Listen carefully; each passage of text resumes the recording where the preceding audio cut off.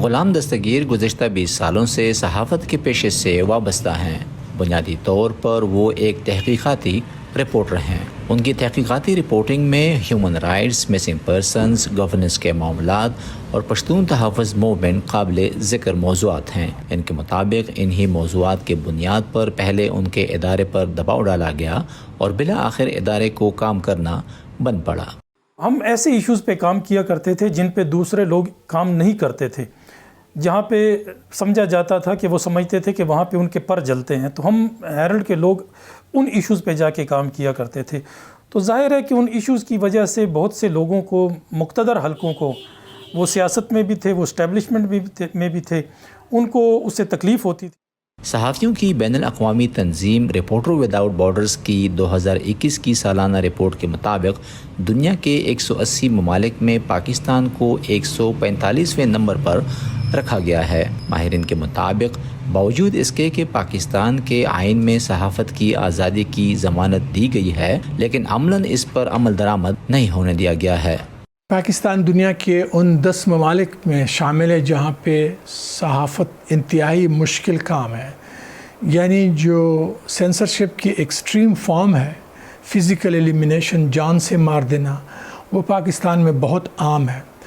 اب تک 2002 سے آج تک تقریباً 150 صحافی مارے گئے ہیں، اور ان میں تقریباً 60% سے زیادہ صحافیوں کو ٹارگٹ کیا گیا، یعنی ان کے کام کی وجہ سے۔ اور بدقسمتی سے آج تک کسی بھی صحافی کے قاتل کو سزا پہ عمل درآمد نہیں ہوا ہے۔ اقبال خٹک کہتے ہیں کہ اس کا مطلب یہ ہے کہ سزا سے چھوٹ کا کلچر پاکستان میں روز بروز بڑھ رہا ہے اور صحافت کا پیشہ جان لیوا ثابت ہو رہا ہے۔ دوسری جانب حکومت بھی صحافیوں سے نالاں نظر آتی ہے۔ حکومت کا کہنا ہے کہ صحافیوں کو غیر ذمہ دارانہ رپورٹنگ سے اجتناب کرنا چاہیے۔ میں نے تو کسی کو ایسے کوئی پریشرائز ہوتے ہوئے یا کسی کو پریشرائز کرتے ہوئے نہیں دیکھا، لیکن اگر کسی پرٹیکولر واقعے کی طرف اشارہ کیا جائے تو اس کی وضاحت کی جا سکتی ہے۔ البتہ میں سمجھتا ہوں کہ رپورٹنگ آزاد ہے۔ گزشتہ دنوں کی بات ہے، 2 دن پہلے محکمہ لائف سٹاک کے حوالے سے بڑی تابڑ توڑ خبریں آنا شروع ہو گئی تھیں کہ اس میں غبن ہو گیا، یہ ہو گیا، وہ ہو گیا۔ میں نے خود لائف سٹاک والوں سے اپنے طور پر وہ خبر پڑھنے کے بعد رابطہ کیا، ان کو اس خبر کی کلپ بھیجی، تو ان کی طرف سے جو وضاحت آئی وہ وضاحت میں نے میڈیا کے ساتھ شیئر کی۔ اب جتنی ہائی لائٹ اس خبر، اس الزام کو کیا گیا تھا حکومت کے خلاف، اتنی میری وضاحت کو ہائی لائٹ نہیں کیا گیا۔ تو میں سمجھتا ہوں کہ گھلے شکوے تو ہمیں صحافیوں سے ہیں کہ ان کو چاہیے کہ نیوٹرل رپورٹنگ کریں، منصفانہ رپورٹنگ کریں۔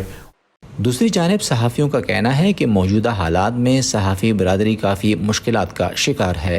بہت سے اداروں کی بندش کے باعث بے روزگاری میں اضافہ ہوا ہے، جس کی وجہ سے صحافی مالی مشکلات کے ساتھ ساتھ ذہنی دباؤ کا بھی شکار ہیں۔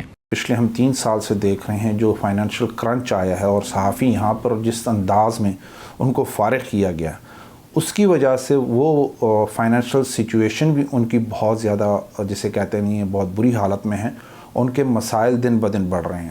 ہم نے یہ بھی دیکھا کہ ایک پشاور ہی کے صحافی، وہ فائنینشیل پوزیشن ان کی اتنی خراب ہو گئی تھی کہ وہ دل ہار بیٹھے، اور وہ ان کو جس کی وجہ سے وہ سٹریس اور اس کی وجہ سے وہ سیروسس کا ان کو مسئلہ ہوا اور ان کی ڈیتھ ہو گئی۔